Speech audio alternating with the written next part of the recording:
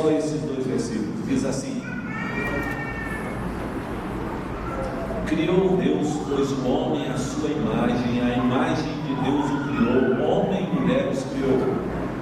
E Deus os abençoou e lhes disse: sede fecundos, multiplicai-vos, enchei a terra, dominai sobre os peixes do mar, sobre as aves dos céus e todo animal que rasteja sobre a terra. Que Deus abençoe o texto que nós acabamos de ler. Meus irmãos, hoje nós estaremos aqui iniciando uma série de mensagens sobre algumas situações importantes que nós precisamos entender em nossa vida. Nossa visão tem sido equivocada em alguns assuntos bíblicos. Quando a gente ouve a palavra de Deus, quando a gente lê a palavra de Deus, a tendência que nós temos é interpretá-la com base na nossa experiência e não interpretá-la conforme aquilo que o Senhor Deus está querendo dizer no texto. Então, na verdade, sempre que vamos à palavra de Deus, nós já vamos a ela com pressupostos já bem definidos, né? E aí acabamos pensando que a palavra de Deus está concordando com a nossa maneira de pensar, e na verdade deveria ser o inverso, né? Nós chegarmos diante da palavra de Deus abertos para tentar saber o que Deus está querendo nos ensinar. Mas como nós já vamos com pressupostos definidos, nós então temos a tendência de aceitar o texto de acordo com aquilo que nós queremos pensar dele. E aí então alguns temas nas Escrituras acabam se tornando para nós de maneira equivocada. Um exemplo deles é o que nós vamos tratar hoje: a bênção de Deus. Por exemplo, nós entendemos a bênção de Deus da seguinte maneira: que Deus nos salvou e nos colocou aqui no mundo para sermos abençoados. Então, nós pensamos assim, que nós somos pessoas que têm necessidades e nós vamos então a Deus para que Deus possa suprir as nossas necessidades. E aí então, com base nisso, isso parece até ser óbvio para nós, né? Só que a palavra de Deus nos ensina de maneira contrária, e nós vamos explicar isso para os irmãos. Aí, como é que nós passamos a ter essa visão? Nós passamos a ter essa visão porque quando a Eva foi tentada, e o texto aqui fala da criação, e logo depois vem a tentação e queda, o diabo colocou diante de Eva uma situação diferente daquela que Deus colocou para a nossa vida. E sabe, irmãos, o diabo não tem intenção nenhuma de propor para qualquer crente, qualquer irmão, qualquer cristão fazer a coisa errada. Na verdade, Satanás não propõe de imediato a ninguém fazer a coisa errada, a crente nenhum. Ele propõe sim que a pessoa faça a coisa certa, mas com o motivo errado. É aí que está o problema, né? Portanto, na tentação, o diabo não discordou que Deus havia impedido que os homens, a mulher e Adão, Eva e Adão, comessem o fruto. Ele não disse que Deus estava errado ao falar isso, só que ele propôs que eles fizessem uma coisa com o motivo errado. Ele propôs para ela que a proibição de Deus estava com o motivo errado. Então, aí é que é o problema. E com respeito à bênção de Deus, irmãos, da mesma maneira, querem ver?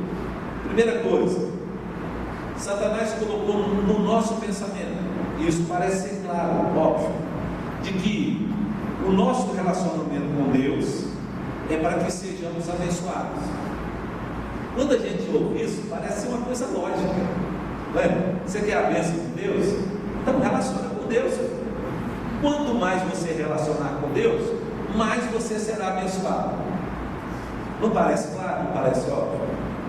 Mas querem ver, irmãos, como motivo da errada? Na verdade, nós já fomos abençoados. Nosso relacionamento com Deus não é para ser abençoado. Nosso relacionamento com Deus é porque nós já fomos abençoados. Então, criou. E aí depois Deus disse: frutificai, e não o inverso. Então, quando Satanás coloca na nossa cabeça a ideia de que nós precisamos relacionar com Deus para sermos abençoados, isso nos sugere algumas coisas erradas que nós fazemos. Querem ver? Vou dar um exemplo delas. Primeiro, isso colocou em nós a ideia de buscar a Deus quando? Quando é que nós vamos buscar a Deus? Se, vamos lá, vamos voltar à premissa. Vamos voltar à primeira premissa nossa aqui. Tá? O que ele diz? Que o nosso relacionamento com Deus é para sermos abençoados. Diante disso, então, olha, vamos raciocinar logicamente. Diante disso, então, quando é que o homem irá relacionar com Deus? Quando ele precisar da bênção. Então veja, está vendo que ele não propõe uma coisa errada, ele propõe uma coisa certa com um motivo errado. Quando é que o homem vai relacionar com Deus, buscar um relacionamento com Deus?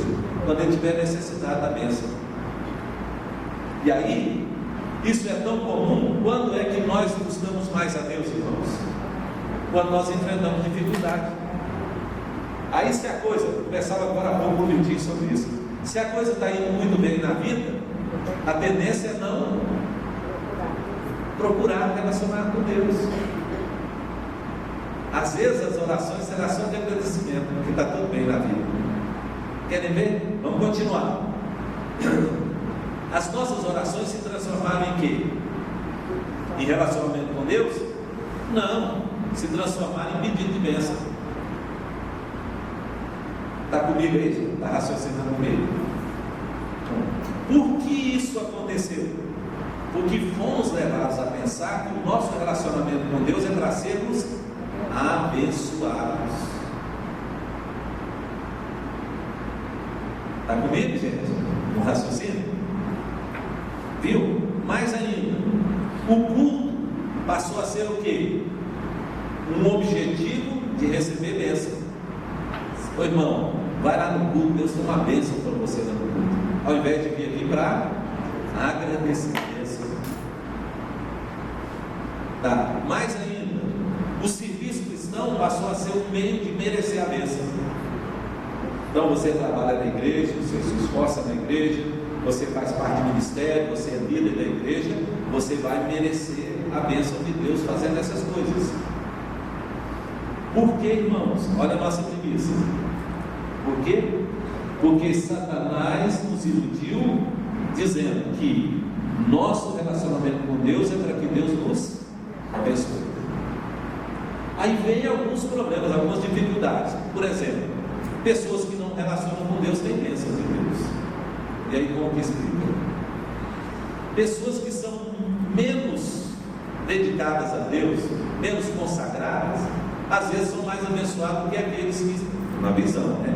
Dentro dessa visão, são mais abençoados do que aqueles que estão ali aos pés do Senhor, dia a dia, orando, buscando e tal. E aí isso parece que não combina, parece que isso não está certo. Não é verdade?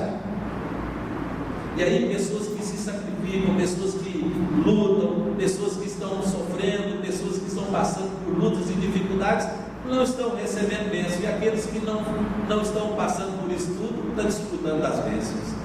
E olha, irmãos, isso aqui foi motivo de salmista escrever diante de Deus, dizendo assim: Senhor, eu invejava os que eram incrédulos, porque eles faziam as coisas erradas, escapavam, e eles estavam sendo abençoados, prosperavam, e nós que estávamos servindo o Senhor, não estava assim.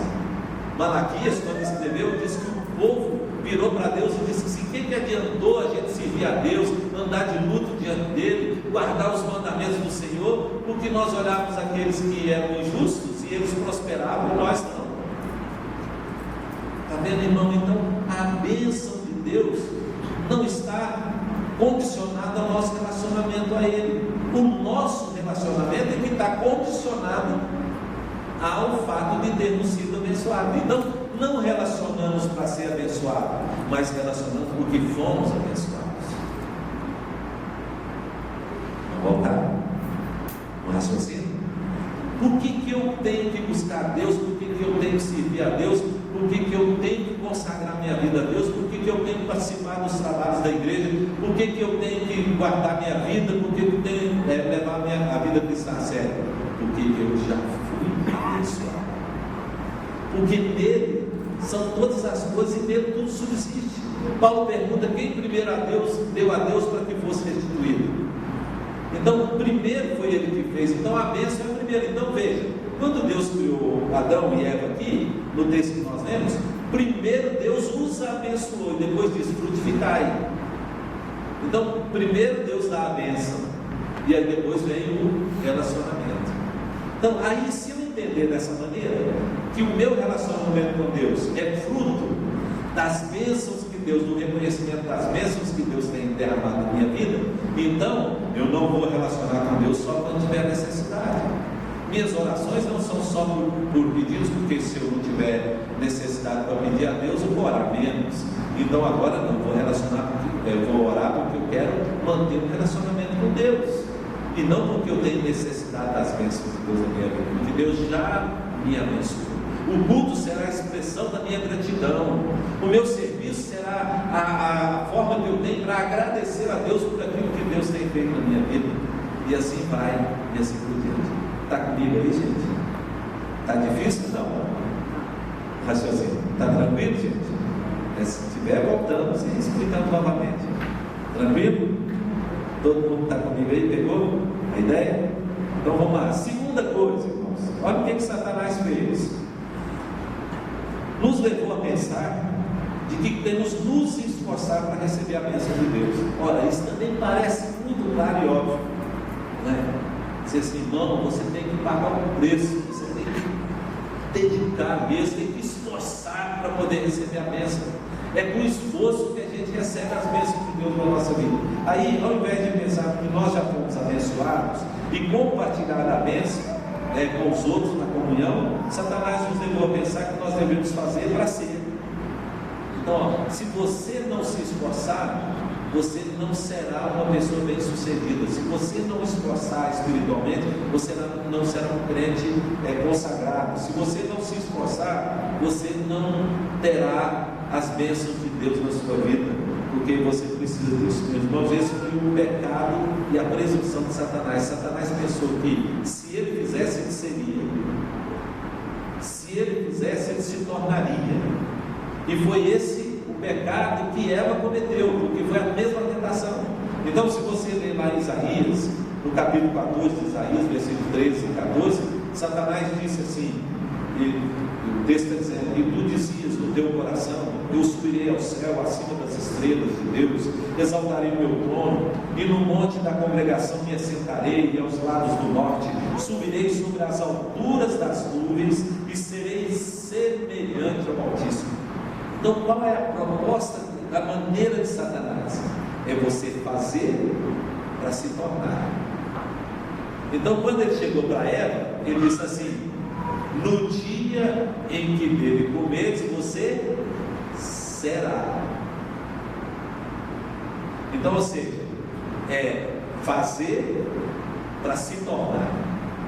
Então, você será abençoado, você será bem sucedido, você terá aquilo que você almeja, as suas pretensões, se você fizer.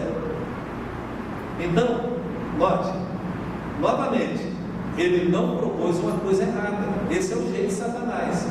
Ele propôs a coisa certa, porém com o motivo errado. Então, você fazer não porque você é, mas para ser.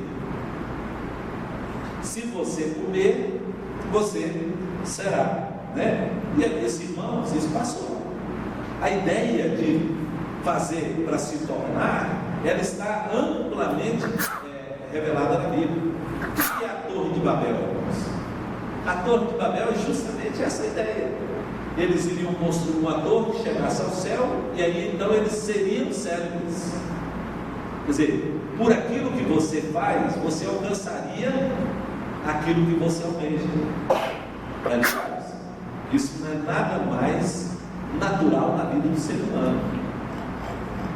Ao invés de fazer o que é, né? Então, eu tenho que fazer para que eu me torne, para que eu seja. E aí, para Jesus, Satanás propôs: tudo isso te darei se você fizer. Mas é o quê? Me adorar. Então passou na cabeça do ser humano aquela ideia de que se você fizer, você se tornará. Então o homem faz, o crente faz para ser. Então tudo aquilo que ele faz para Deus, ele faz com interesse, com desejo, nas suas pretensões, aquilo que ele almeja. E aí pelo esforço, ele iria adquirir. Então pensamos que Deus recompensa o que se esforça, aqueles que sofrem, aqueles que perdem, aqueles que purificam a vida, aqueles que passam o sofrimento, irmãos, e sem ensino de demônio, principalmente Deus. Primeiro eu sou, para que depois eu possa fazer. Primeiro eu sou abençoado, para que depois eu possa abençoar a vida das outras pessoas. Então eu já sou abençoado, por isso eu posso abençoar. O que aborrece tanto, irmãos, a nós, é que nós fazemos para merecer, e às vezes não recebemos por aquilo que nós fazemos. É isso que causa descontentamento na gente, não é verdade? A gente investe na vida de uma pessoa, a gente luta pela vida de uma pessoa, investindo nela, fazendo por ela, e pensamos assim: nós vamos receber, e depois não recebe.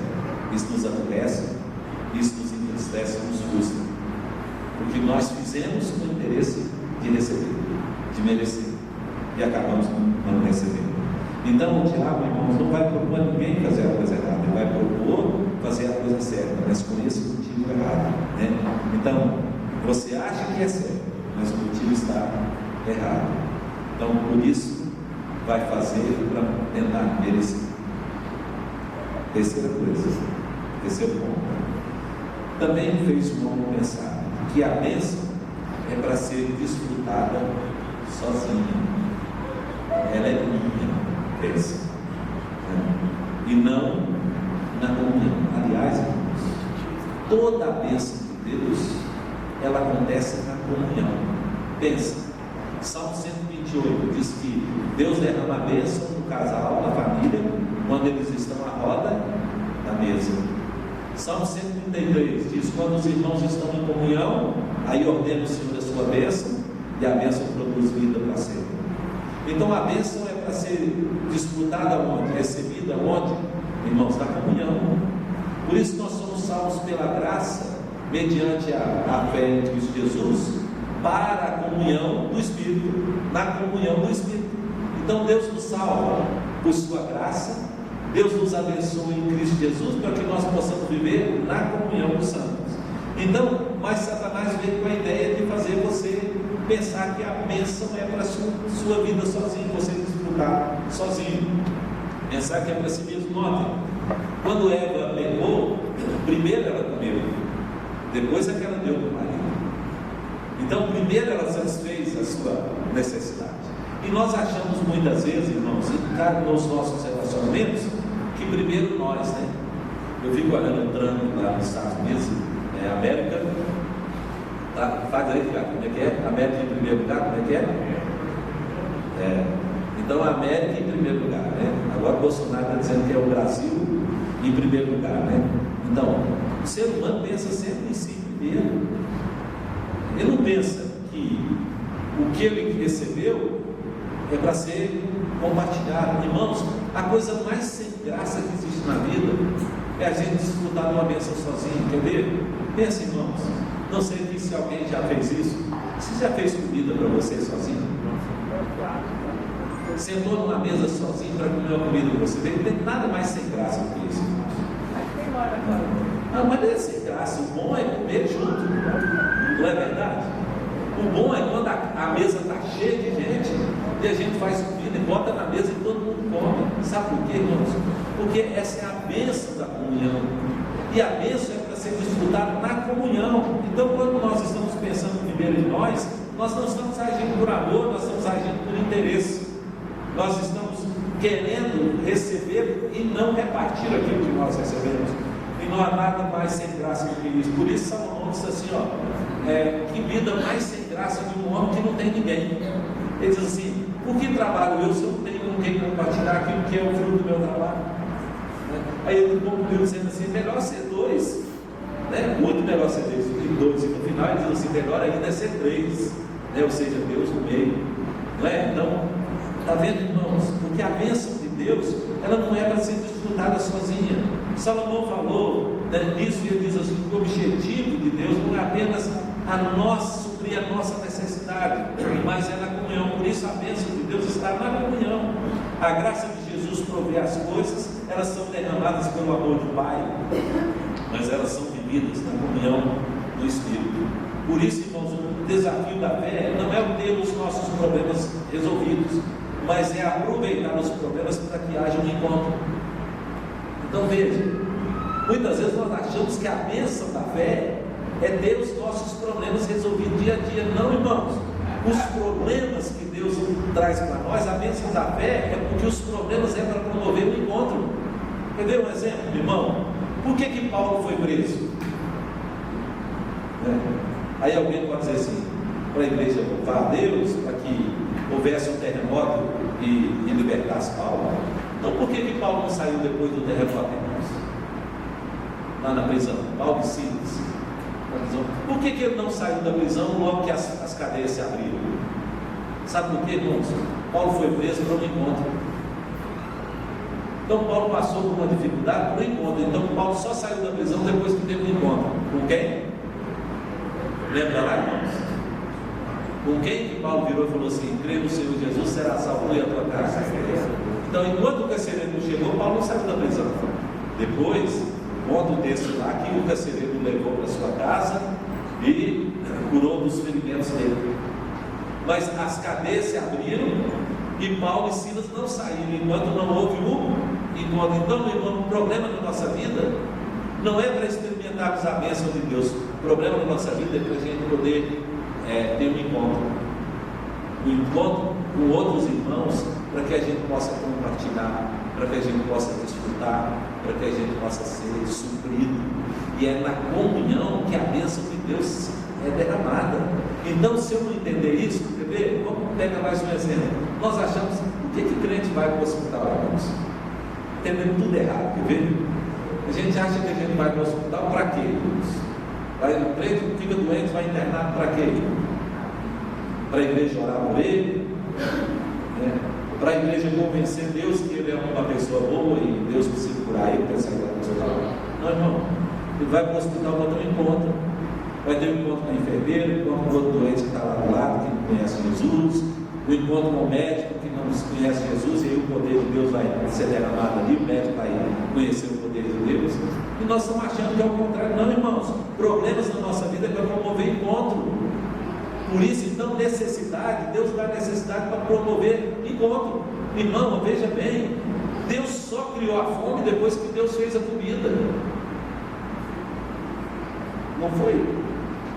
Então, necessidade, irmão, necessidade, ela é problema se ela não for suprida. Então veja, quando Deus criou a fome? Depois que Deus fez a comida. Deus jamais iria fazer uma fome se não tivesse comida para sustentar. Sim? Então pensa, vamos imaginar, meu irmão, é problema você ter necessidade? É problema para Deus você ter necessidade? Não, irmão. Deus já providenciou tudo para suprir sua necessidade. Então necessidade não é problema. Problema é necessidade não suprida. Porque aí está faltando. Não é? Então pensa, meu irmão, Deus criou uma igreja onde pessoas são as mais variadas possíveis. E aí um crente passa por uma necessidade. Onde é que essa necessidade deve ser suprida, irmão? Na igreja. Onde um tem mais, onde o outro tem um dom, onde o outro foi derramada a graça sobre ele. E aí nós não entendemos isso, nós achamos que a bênção é para ser desfrutada sozinho. Então Deus dá um carro e você vem sozinho para a igreja com o carro, passa na frente do irmão que está vindo de ônibus, não dá carona para ele.